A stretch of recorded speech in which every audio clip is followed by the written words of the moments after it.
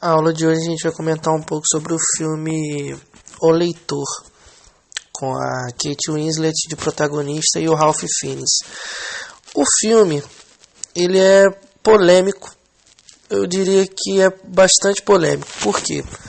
Trata-se da história de Michael, que a gente acompanha, né, a vida dele. Ele é adulto, né, ele é um advogado, e durante a adolescência dele, por volta dos 14, 15 anos de idade, ele um dia, né, num dia de chuva, acaba tendo uma espécie de um ataque ali físico, e uma pessoa, né, uma mulher de 40 e poucos anos, o salva, digamos assim, né, e leva ele até para a casa dele. Então, assim, essa mulher de 40 e poucos anos, né, o salva desse ataque aqui físico que ele está tendo, e ele acaba meio que tendo uma fixação em cima dessa mulher. Essa mulher que tem idade para ser a mãe dele. O Michael tem 15 anos de idade, né, no período que esse filme, né, que a história está acontecendo. Os dois começam a se relacionar. Quem assiste o filme de fora, quando eu uso esse termo de fora, eu estou usando no que diz respeito a uma pessoa que não está analisando profundamente ali aquela situação, né, a cena em si. Está assistindo o filme às vezes para passar tempo, está assistindo o filme apenas como um entretenimento, não está de fato ali, né, analisando a trama. Então, assim, tem a Hannah, que é essa mulher de 40 e poucos anos de idade. Ela trabalha em bondes, né, como se fosse trens ali na Alemanha, a história se passa na Alemanha.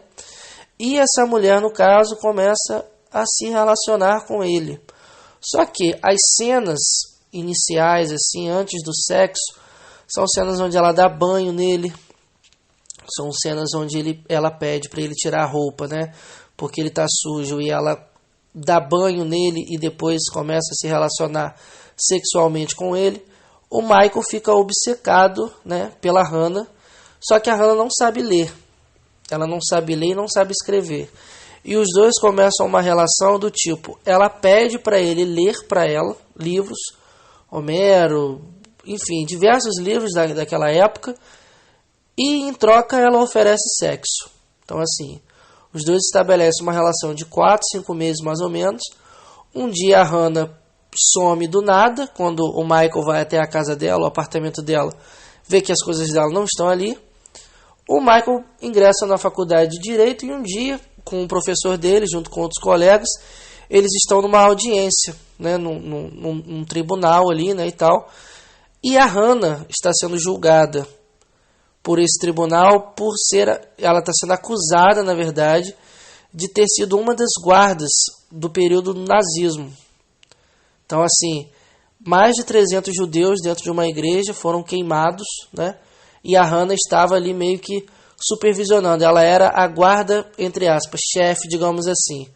Só que a Hannah não sabe ler. Quando ela se alistou para esse cargo, ela achou que seria simplesmente só uma guarda. Ela não tem ali aquela concepção de que, de fato, né, ela está se associando ao nazismo. A trama se desenrola, né, a Hannah é acusada, né, ela tem uma cena onde ela precisa escrever e ela, por vergonha, não escreve e acaba sendo acusada por todos esses crimes, e a pena dela é uma prisão perpétua. Então, assim, o Michael cresce e continua tendo essa relação com a Hannah. Continua mandando, né, no caso, fitas onde ele está lendo para ela escuta, né, da prisão, ela é bem velhinha, e ela aprende a ler, né, com o Michael, né, mandando essas fitas para ela. O filme, para a maioria das pessoas, trata-se de um romance. Um romance, entre aspas, não muito convencional entre uma mulher de 43 anos de idade e um garoto de 15. O Michael aqui estabelece com ela uma relação que é puramente edípica. E eu vou problematizar um pouco isso com vocês. A questão da relação aqui edípica não diz respeito somente ao fato dela ser uma mulher mais velha, né? Homens mais novos podem vir a ter interesse sexual e amoroso por mulheres mais velhas, e não significa necessariamente que se trata de uma fantasia edípica. Pode ser que sim, pode ser que não. Como eu já havia dito anteriormente, as nossas escolhas objetais são escolhas inconscientes E de certa forma, por conta do Édipo, o homem heterossexual acaba buscando, né, essa mãe em outra mulher, já que a mãe dele, de fato, ele não pôde, né, tomar para si por conta da castração e por conta, né, do pai, em relação a essa inscrição, né, em relação à lei, né? Então, assim, o grande problema aqui é a idade do Michael e a forma como o relacionamento dos dois começou. Então, assim, e foi um abuso sexual. Tipo, as pessoas acabam romantizando o abuso sexual aqui no leitor pelo fato do protagonista, no caso, ser um homem.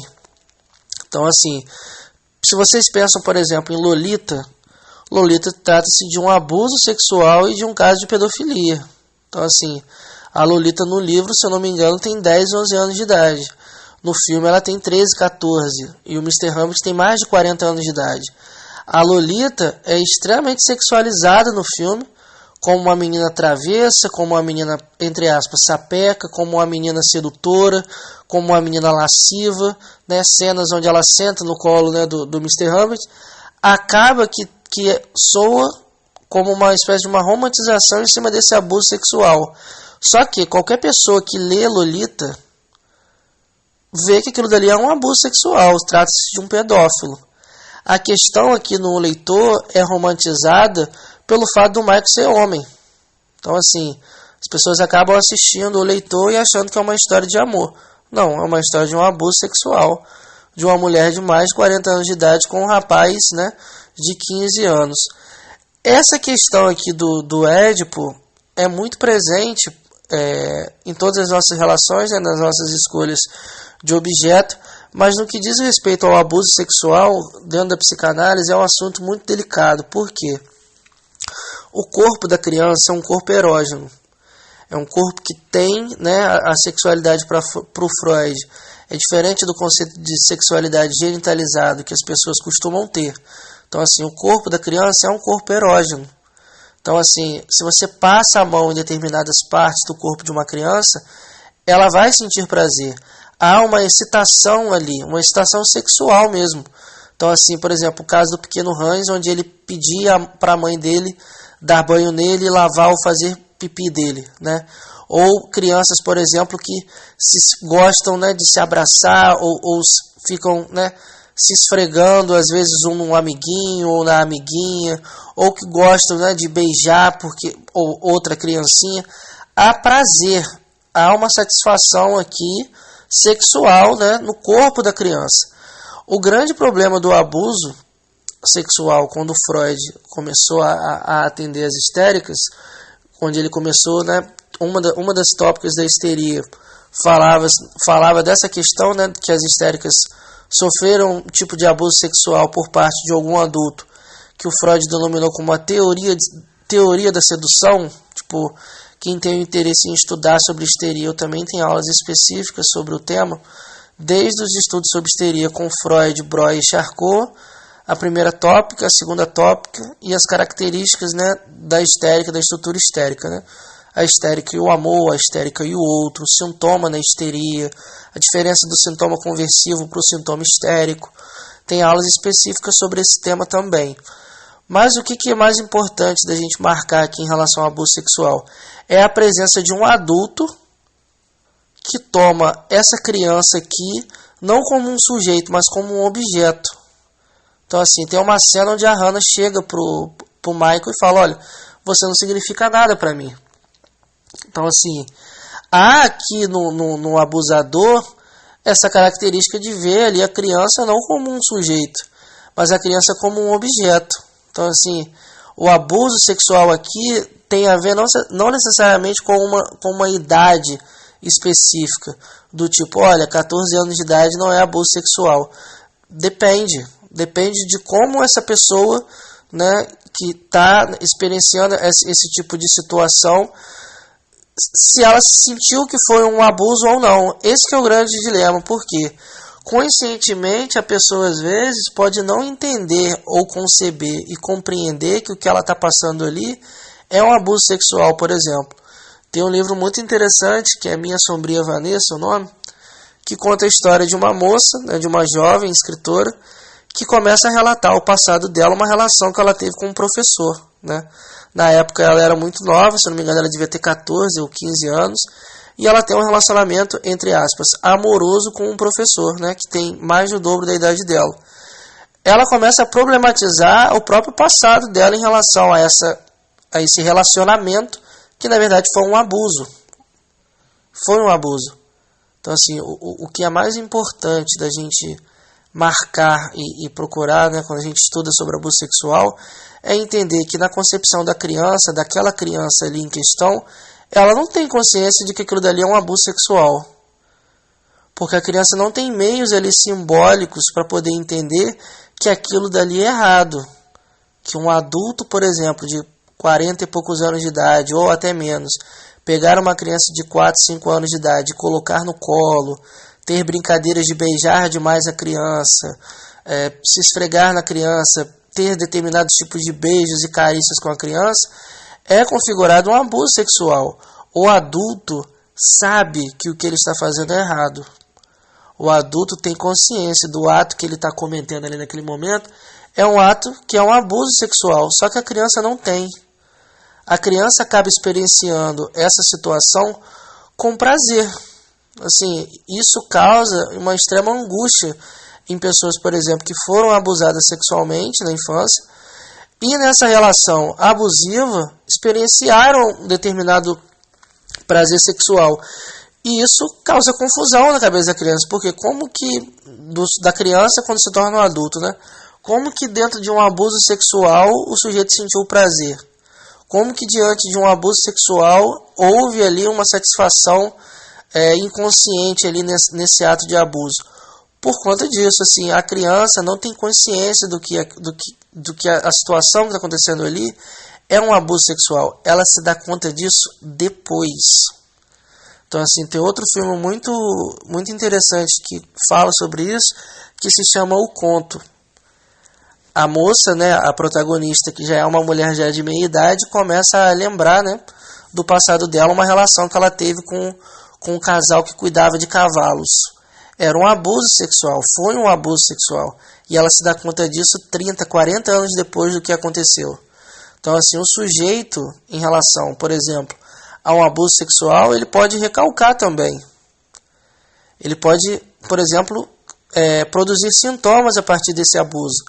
O Freud, no livro Estudo sobre Histeria, o primeiro, se não me engano, que é de 1893, a edição de 1895, tem um caso, né, onde ele relata o caso da Catarina, né, que ele estava o Freud estava meio que querendo assim, não atender ninguém, né, uma jovem de 18 anos vê ele, pergunta se ele é médico, o Freud, surpreso, pergunta como que ela sabe disso, aí ela diz que ele escreveu, né, no caderno lá de visitas, e ela começa a relatar para o Freud que está com uma série de sintomas histéricos, né? Uma falta de ar, a visão dela às vezes fica um pouco turva, ela tem medo, uma espécie de uma fobia de perseguição, que algum homem está perseguindo ela, de vez em quando ela tem náuseas e vômitos. Então, assim, ela está sofrendo uma angústia com determinados sintomas conversivos, e o Freud começa a conversar com essa moça, e essa moça começa a contar, né, uma história para o Freud a respeito de um tio dela. Um tio dela, que o relacionamento do tio, né, o tio que era esposo da tia dela, que ela encontrou esse tio em cima da prima dela, chamada Francisca. Então, assim, essa moça, né, a Catarina aqui, esse pseudônimo, encontrou o tio dela abusando sexualmente da prima. Quando ela viu essa cena, ela foi acometida por essa falta de ar, essa visão um pouco turva e o vômito. Lembrando que o vômito, nojo, aversão, esse tipo de situação, o Freud já tinha comentado como uma resposta histérica a determinadas situações e cenas sexuais. Essa Catarina começa a contar para o Freud que há muito tempo atrás, né, ela presenciou, entre aspas, ela ouviu o tio dela, no caso, meio que tentando dar umas investidas ali com ela, com a própria Catarina, quando ela tinha 14 anos de idade. E esse tio dela, numa noite, quis subir em cima dela e ela falou que não queria. E o tio dela falou, olha, você vai gostar muito disso daqui. E ela falou assim, não vou gostar, porque isso não é tão bom assim, porque você está me atrapalhando a dormir. Repare, ela com 14 anos de idade não tinha consciência de que o que estava acontecendo ali de fato era uma cena sexual. Era uma cena de abuso sexual. Então assim, ela com 14 anos de idade, depois aos 16 anos de idade ela sofreu outra investida de abuso sexual. E aos 18 ela começou a ter esses sintomas quando ela viu a cena do tio dela com a Francisca, que era com a prima dela. Então assim, esse abuso sexual aqui do tio, o Freud, em uma nota de rodapé, anos depois, informa que na verdade esse tio poderia ser o próprio pai dela, que na época ela relatou como tio ou como modo de defesa, ou ela omitiu essa informação. Então assim, pode ser que o próprio pai dela abusou sexualmente dela, e como mecanismo de defesa do ego dela, uma espécie de uma rejeição a esse tipo de situação, ou ela mesma pode ter omitido essa informação para o Freud, colocou como se fosse o tio dela. O que é o ponto que a gente precisa, né, pensar em relação, por exemplo, ao caso Catarina, né, do estudo sobre histeria, que eu também tenho uma aula específica sobre isso, em relação ao abuso sexual. O sujeito abusado sexualmente, no momento ali do ato, não se dá conta disso. Só que o abuso sexual traz marcas para o sujeito durante toda a vida. Durante toda a vida. Então, assim, é uma marca, é uma impressão. Sabe quando você imagina que tem uma superfície assim, de alumínio e você convida um boxeador e ele dá um soco nessa superfície e fica uma marca ali, um buraco, um trauma. Então, assim, o abuso sexual para criança marca-se como uma espécie de um trauma. É um trauma. Então, quando uma pessoa às vezes fala assim, eu tenho um trauma de um abuso sexual e tal. Outra coisa que é importante de se marcar também aqui no filme O Leitor é o fato de que inúmeros garotos, né, homens, sofreram abuso sexual na infância, mas não têm coragem de falar. Por conta do quê? Do machismo, né? Por, entre aspas, ser visto como inferior, ser visto como vítima, ou até mesmo ter a compreensão ou a ideia de que o outro vai achar que ele é homossexual, né? É um assunto extremamente delicado, porque algumas pessoas que têm uma opinião um pouco mais enviesada para determinado aspecto político, ou até uma crença religiosa, bate constantemente nessa tecla, né, de que todo homossexual sofreu um abuso sexual na infância. Não necessariamente. Há homossexuais que não sofreram abuso sexual na infância. Há homossexuais que sofreram abusos sexuais na infância. Há homens heterossexuais que, de certa forma, entre aspas, convivem com determinadas fantasias homossexuais e se angustiam diante disso por conta dessa problemática aqui do abuso sexual. Por quê? O abuso sexual, em termos conscientes, quando o sujeito se dá conta do que ele sofreu, de fato foi um abuso sexual, isso causa marcas e traumas, muitas das vezes irreversíveis. Demandas, por exemplo, que são tratadas em análise ou em terapia, ou até mesmo a pessoa nem fala sobre isso. Guarda isso para si durante toda a vida. Ou, assim como a Catarina, diante dessa cena, algo acontece que faz com que a pessoa tenha um estalo e comece a se questionar se o que ela sofreu foi um abuso, não foi um abuso. Por quê? A palavra, por exemplo, a frase, mas fulano gostou, mas eu gostei.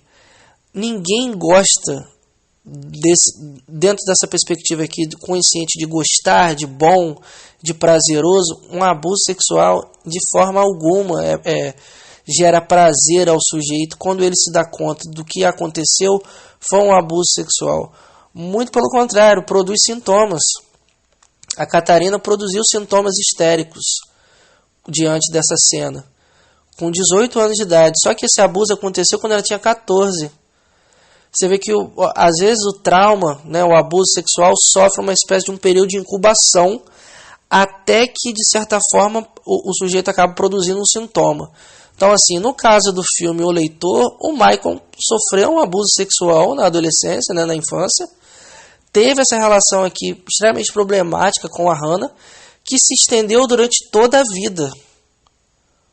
Durante toda a vida, o Michael continuou, de certa forma, entre aspas, ligado ali emocionalmente, né? Quando você assiste o filme, você pode até pensar que o Michael, de fato, era apaixonado pela Hannah. Só que é uma relação que, desde o começo, foi uma relação extremamente problemática. Por quê? Foi um abuso sexual.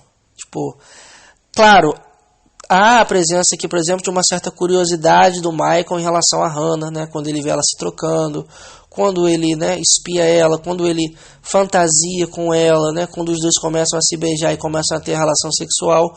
Só que a Hannah trata o Michael, por mais que ela diga no filme que o ama, como um objeto.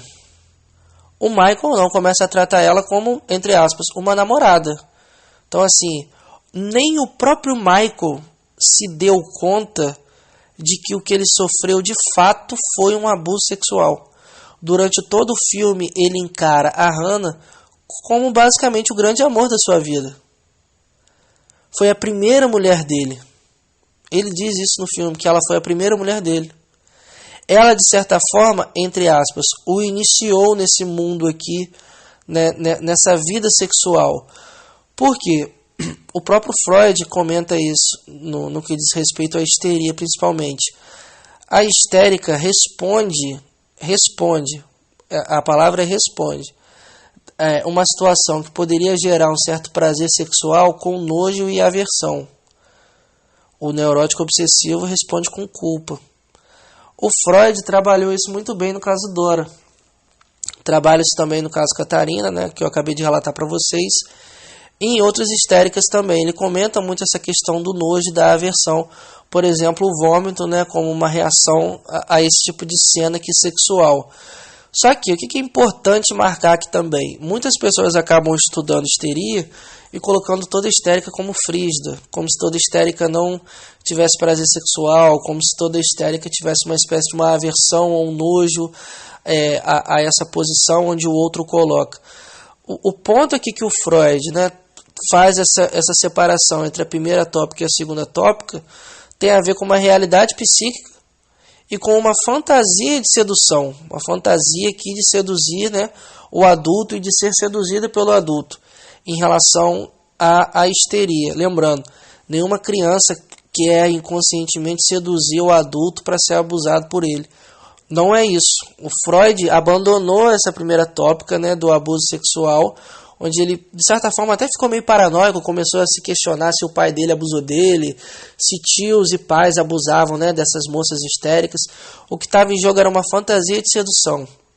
Uma posição onde a histérica ali, no que diz respeito a essa fantasia de sedução.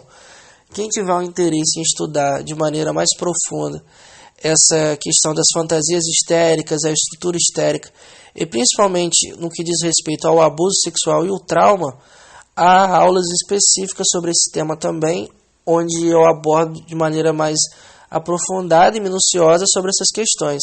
Só que o que é o principal da gente pensar quando a gente assiste o filme O Leitor? É tomar bastante cuidado para essas romantizações de abusos sexuais que a gente vê em determinados filmes, como por exemplo Lolita, né, que eu acabei de citar.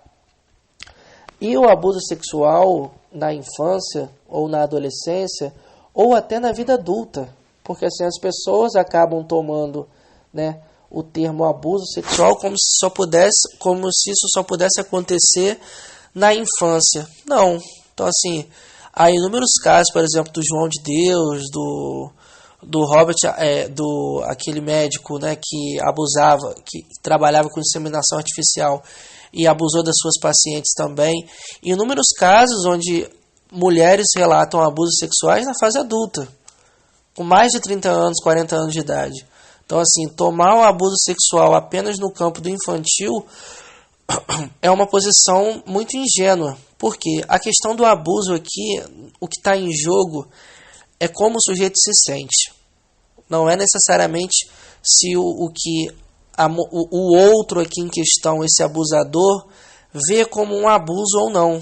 Então, assim, a pessoa às vezes vai falar assim, abuso sexual quando não tem penetração. Não, às vezes a pessoa pode ter sentado, né, uma adolescente no colo e ela se sentiu abusada. Às vezes um cara pode estar dentro de um ônibus atrás de uma mulher, excitado, e ela ela tenha se sentido abusada. Às vezes um abuso sexual pode ser por meio de um beijo também, um beijo forçado, um beijo onde um homem, por exemplo, está fedendo a cachaça ou a cerveja, de certa forma, e essa mulher sente um nojo ali desse abuso. Isso pode, por exemplo, produzir um sintoma onde ela sente náusea quando ela sente um cheiro de cerveja, ou ela começa a ter muito nojo e aversão a homens que bebem, a bêbados, porque, por exemplo, ela pode lembrar desse abuso sexual por esse homem. Isso eu estou dando um exemplo para vocês, né, figurativo, para fazer com que vocês pensem a respeito dessa questão do abuso sexual, que não é só na infância. Um trauma é muito perigoso a gente tomar, por exemplo, trauma como se só acontecesse na infância. Não, pessoas podem adquirir traumas na vida adulta, na adolescência, na velhice, por que não? Há uma marca aqui no inconsciente, no trauma, porque a criança não tem meios simbólicos de explicar o que está acontecendo com ela ali. Ela não tem ainda a noção de que o que está acontecendo com ela ali é errado, é um abuso sexual. Ela começa a ter essa concepção depois, e ela carrega isso durante praticamente toda a vida dela. Por exemplo, no filme Fragmentado tem, né, a protagonista, que é a Casey, se não me engano, que ela sofreu um abuso sexual pelo tio dela. Então, assim, o tio dela, entre aspas, brincava com ela de caçada, né, de animal, pedia que ela tirasse a roupa. Ela ainda, criancinha, tomou a noção disso. Olha, o meu tio está abusando sexualmente de mim. E, no caso, o protagonista do filme, o Kevin, no caso, né, uma das 24 personalidades, reconhece nela alguém que sofreu abuso. Vê no corpo dela marcas. O Kevin, do filme Fragmentado, sofreu abuso da mãe, né? Maus tratos, castigos severos e tal. Então, o abuso aqui sexual da Casey marca também nesse filme. Está marcado nesse filme também. Sendo que a Casey ainda tem que conviver com o abusador dela. Ela tem total consciência do que aconteceu com ela. Tanto que ela não consegue se relacionar com as garotas. Tanto que ela mesma admite pro Haig, né, uma das personalidades do Kevin, que de vez em quando ela faz coisa errada na escola para ficar sozinha. Ela tem dificuldade de se relacionar, né, com outras pessoas. E no final do filme, inclusive, quando a policial chega para ela e diz: olha, você chegou, seu tio está te esperando. Você consegue ver ali no olho dela uma angústia absurda de ter que voltar para casa desse tio, que ela, no caso, sofreu o abuso e talvez continue sofrendo por conta das marcas, né, que ela tem no corpo. E toda a relação que ela tem, por exemplo, com a sexualidade, né, com essa questão da caçada, o pai dela. Então, assim, é um filme que também trata de uma personagem que sofreu abuso sexual. Uma mulher, no caso.